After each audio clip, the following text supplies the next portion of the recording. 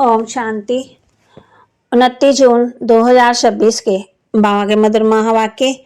बाबा कहते, मीठे बच्चे, अपने को आत्मा समझ, आत्मा से बात करो तो फूल में खुशबू आती जाएगी, देवाभिमान की बदबू निकल जाएगी। अपने को आत्मा समझ, आत्मा से बात करो तो फूल में खुशबू आती जाएगी, देवाभिमान की बदबू निकल जाएगी। प्रश्न, अपनी खुशबू चारों ओर फैलाने वाले सच्चे फूल व परवाने कौन हैं? अपनी खुशबू चारों ओर फैलाने वाले सच्चे फूल व परवाने कौन हैं? बाबा कहते, सच्चे फूल वह हैं जो अनेकों को बासमान खुशबूदार फूल बनाएं।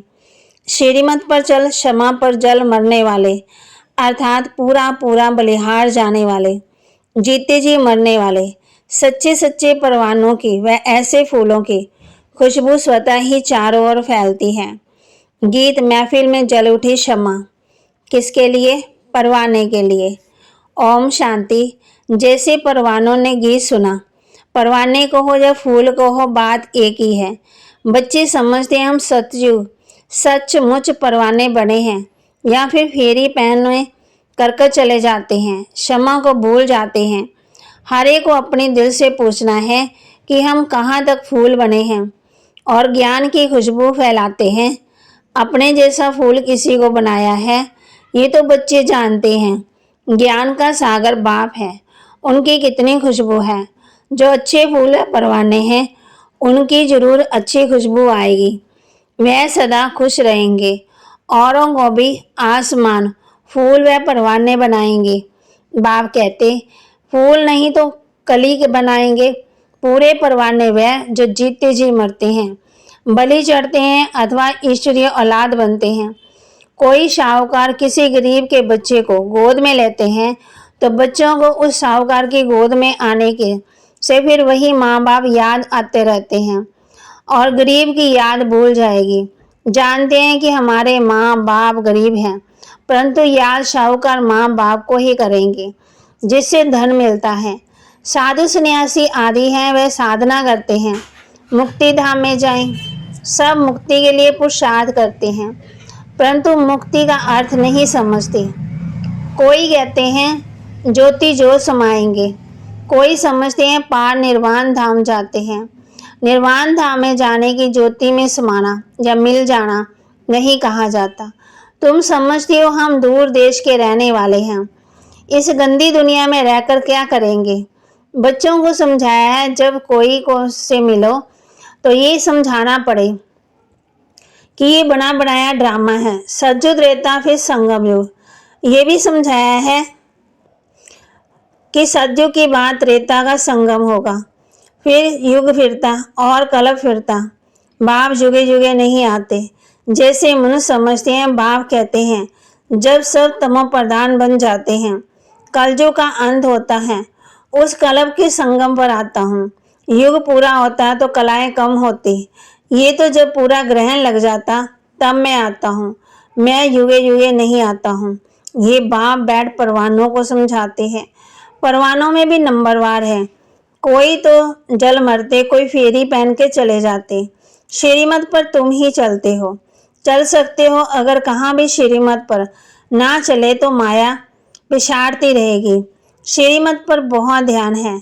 श्रीमत भगवत गीता कहा जाता है। शास्त्र तो बाद में बैठ जिन्होंने बनाए हैं, तो उस समय बुद्धि रजो होने के कारण समझा कि श्री कृष्ण द्वापर में आया। मैं आता ही तब हूँ जब आदि सनातन देवी देवता धर्म लोप हो जाता है, बाकी सब धर्म रहते हैं। ऐसे नहीं कि वे देवता धर्म वाले मनुष्य गुम हो जाते हैं, परंतु ये भूल जाते हैं कि हम देवता धर्म के थे, अपना हिंदू धर्म क्या देते हैं। ये भी ड्रामा में नूंद है। जब भूले तब फिर मैं आकर के देवी देवता धर्म की स्थापना करूं। ये एक ही बार है। बाप है जो एक ही बार आते, जो आकर दुख धाम से सुख धाम का मालिक बनाते।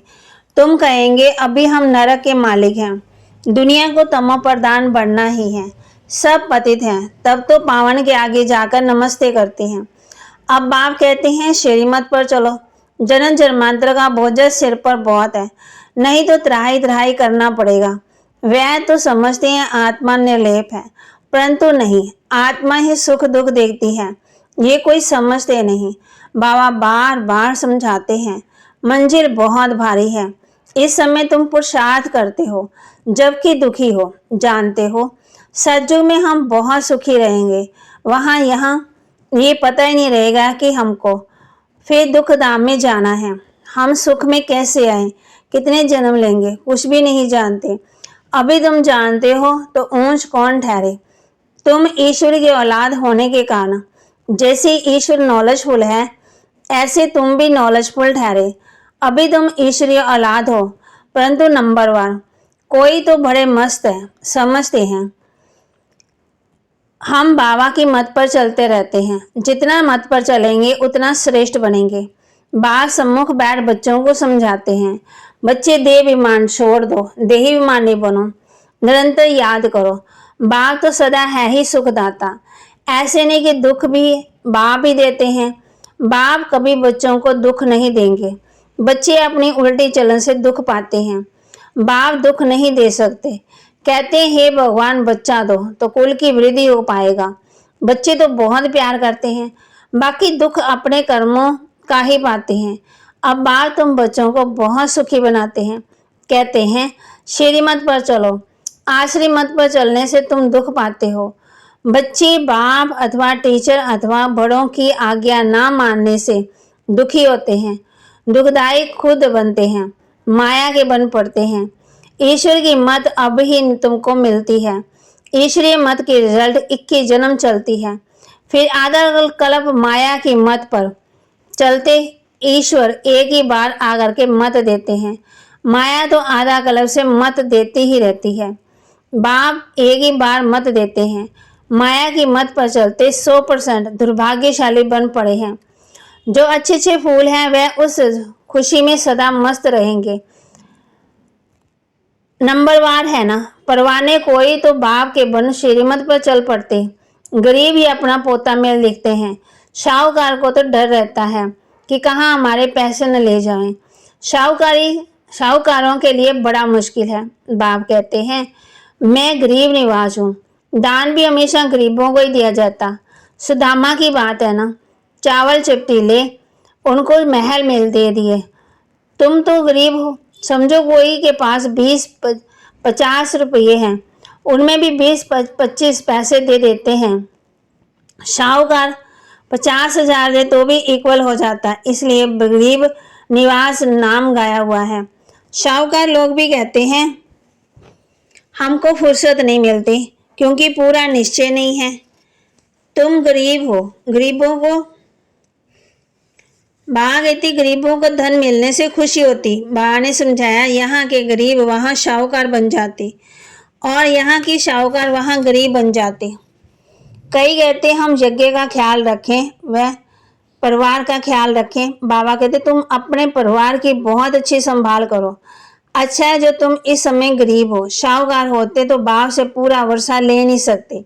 सन्यासी ऐसे नहीं कहेंगे, वह तो पैसे लेकर अपनी जागीर बनाते हैं।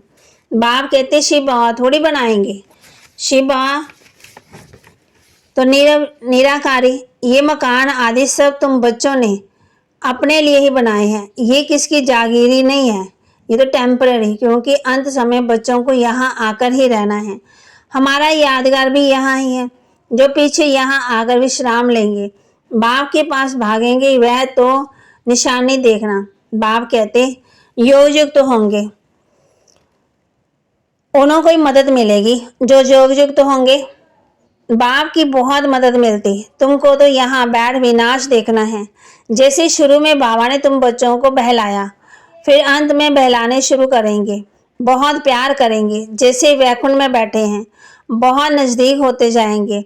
ये तो समझते हो ना कि हम यात्रा पर हैं, थोड़े समय के बाद विनाश होगा, तुम बहुत खुश हो जाएंगे, बस हम जाकर प्रिंस बनेंगे। किस्म किस्म के फूल है ना, हर एक बच्चे को समझना चाहिए कि मैं कितनी ज्ञान की खुशबू दे रहा हूँ। किसी को भी ज्ञान और योग की शिक्षा देता हूँ, जो करते हैं वे अंदर प्रफुल्लित रहते हैं, खुश रहते हैं। बाबा जान जाते हैं कि ये किस अवस्था में रहते हैं, इनकी अवस्था कहाँ तक गैलप करेगी, गैलब उनकी करेगी जो परवाना बन चुका होगा।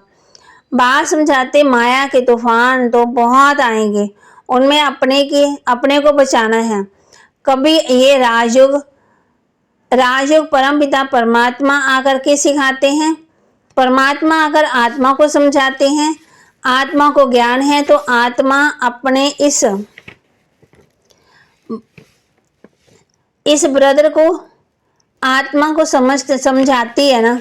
जैसे परमात्मा बाप हम आत्मा बच्चों को समझाते हैं, हम भी आत्मा अपने भाई को समझाती हैं।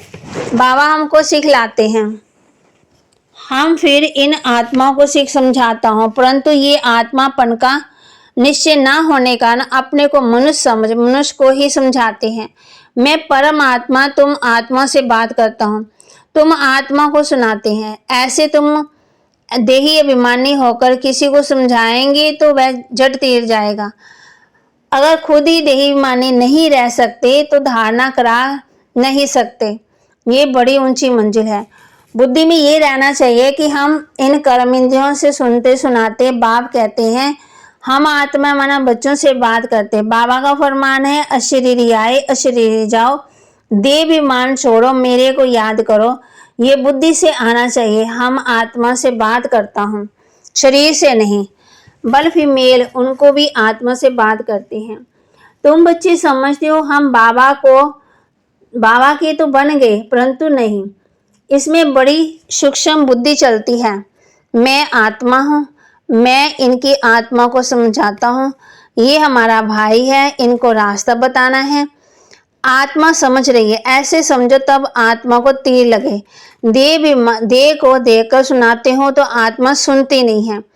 पहले ये वार्निंग दो कि मैं आत्मा से बात करता हूँ। आत्मा को ना मेल है ना फीमेल है, आत्मा तो न्यारी है। मेल फीमेल शरीर के नाम पड़ता है। जैसे ब्रह्मा सरस्वती को मेल फीमेल कहेंगे, शिव बाबा को तो ना मेल ना फीमेल करेंगे। तो बाप आत्मा को समझाते हैं बड़ी मंजिल है, पॉइंट बड़ी कड़ी है। आत्मा को इंजेक्शन लगाना है तब देहाभिमान टूटता है, नहीं तो खुशबू नहीं आएगी, ताकत नहीं रहेगी। बात बहुत छोटी है। हम आत्मा से बात कर रहे हैं। बाप कहते तुमको वापस जाना है, इसलिए देह अभिमानी बनो, मन मना भव, फिर ऑटोमेटिकली मध्यजित भव आ जाता है। अभी बड़ी सूक्ष्म बुद्धि मिलती है। सवेरे में बैठ विचार सागर मंथन करना है। दिन में तो सर्विस करनी है क्योंकि कर्म योगी है। लिखा भी हुआ है ना, नींद को जीतने वाले बनो, रात को जाकर कमाई करो, दिन में तो माया का बड़ा बखेरा है। अमृत वेले वायुमंडल अच्छा होता है। बाबा को ये तो लिखते नहीं कि फलाने टाइम पर उठकर विचार सागर मंथन किया। बड़ी मेहनत है। विश्व के तुम मालिक बनते हो, यहाँ तो हद के मालिक हो। पानी की हद पर कितना झगड़ा चलता रहता है, दुश्मनी लगी पड़ी है। आपस में एक दो ही लड़ते रहते हैं। भाई भाई आपस में लड़ते, समझते नहीं, सिर्फ ऐसे ही कह देते हैं कि हम सब एक हैं। एक तो हो ना सके, अनेक आत्माएं हैं, सबका अपना अपना पाठ है। तुम यहाँ बैठे हो, कल पहले भी बैठे होंगे। पत्ता हिला ड्रामा अनुसार, ऐसे नहीं कि पत्ते पत्ते को परमात्मा हिलाते हैं। ऐसी ऐसी बातें समझकर फिर समझाओ। हर एक समझ सकते हैं कि हम आत्मा परमात्मा के बने हैं। हम बाबा की मत पर चलते रहते हैं। बाप कहते हैं ऐसी ऐसी बातें समझकर फिर समझाओ कि हर एक समझ सकते हैं कि हम परवाना बने हैं। हम बाबा की मत पर चलते रहते हैं, फालतू बातों को तो नहीं करते हैं ना। कहाँ अपना पैसा पाप की तरफ तो नहीं लगा रहे हैं। अच्छा, मीठे मीठे सिकिलदे बच्चों प्रति माता पिता बाप दादा का याद प्यार और गुड मॉर्निंग। रूहानी बाप की रूहानी बच्चों को नमस्ते। रूहानी बच्चों की रूहानी बाप दादा को दिलवा जान सिकवा प्रेम से नमस्ते। धारणा के लिए मुख्य सार, स्वयं को आत्मा समझ, आत्मा से बात करनी है। देही अभिमानी बनकर सुनने सुनाने से धारणा अच्छी होगी। स्वयं को आत्मा समझ आत्मा से बात करनी है। देही विमानी बनकर सुनने सुनाने से धारणा अच्छी होगी। नींद को जीतने वाला बनना है। रात को जाकर कमाई करनी है। विचार सागर मंथन करना है। किसी भी फालतू बातों में अपना समय नहीं गंवाना है। वरदान तपस्या द्वारा अपने विकर्मों व तमोगुण के संस्कारों को भस्म करने वाले तपस्वी मूर्त भव। तपस्या द्वारा अपने विकर्मों व तमोगुण के संस्कारों को भस्म करने वाले तपस्वी मूर्त भव। जैसे अभी ईश्वरीय पालना का कर्तव्य चल रहा है, ऐसे लास्ट में तपस्या द्वारा अपने विकर्मों और आत्मा के तमोगुणी संस्कार व प्रकृति के तमोगुण को भस्म करने वह कर्तव्य चलना। इसलिए सदा एक स्थिति के आसन पर स्थित हो। अपने तपस्वी रूप को प्रत्यक्ष करो। आपकी हर कर्मेंद्रियों से देहाभिमान का त्याग और आत्म अभिमानी बनने की तपस्या प्रत्यक्ष रूप में दिखाई दे। स्लोगन संस्कारों की टक्कर से बचने के लिए बालक और मालिकपन का बैलेंस रखो। संस्कारों की टक्कर से बचने के लिए बालक सो मालिकपन का बैलेंस रखो। अव्यक्ति शारीर सदा हर्षित रहने के लिए अपनी नेचर को सरल बनाओ, सहनशील बनो। बाप को भोलानाथ कहते हैं, लेकिन ऐसा भोला नहीं जो सामना ना कर सके। भोलानाथ के साथ साथ ऑलमाइटी अथॉरिटी भी हो। आप भी अपने शक्ति रूप को भूल स्वरूप को भूल। तो वहां कहते आप भी अपने शक्ति स्वरूप को प्रत्यक्ष करो। आपकी हर कर्मेंद्रियों से देहाभिमान का त्याग और आत्माभिमानी बनने की तपस्या प्रत्यक्ष रूप में दिखाई दे। स्लोगन संस्कारों की टक्कर से बचने के लिए बालक और मालिकपन का बैलेंस रखो। संस्कारों की टक्कर से बचने के लिए बालक सो मालिकपन का बैलेंस रखो। स्लोगन अव्यक्ति शारीर सदा हर्षित रहने के लिए अपनी नेचर को सरल बनाओ, सहनशील बनो। बाप को भोलानाथ कहते हैं, लेकिन ऐसा भोला नहीं जो सामना ना कर सके। भोलेनाथ के साथ ऑलमाइटी अथॉरिटी भी चाहिए, प्यार भी चाहिए, दया भी चाहिए, रहम भी चाहिए और ज्ञान भी चाहिए और शक्ति भी चाहिए। बाप भी अपने शक्ति स्वरूप को भूल सिर्फ भोले नहीं बनना। कहते आप भी अपने शक्ति स्वरूप को भूल सिर्फ भोले नहीं बनना, नहीं तो माया का गोला लग जाएगा। ऐसा शक्ति स्वरूप बनो जो माया सामना करने की पहले ही नमस्कार कर ले। माया आए लेकिन नूर से ही नमस्कार कर ले। बहुत सावधान, खबरदार, होशियार रहना है। बाबा के महावाक्य को लाइक करना है, शेयर करना है, सब्सक्राइब करना है। ओम शांति।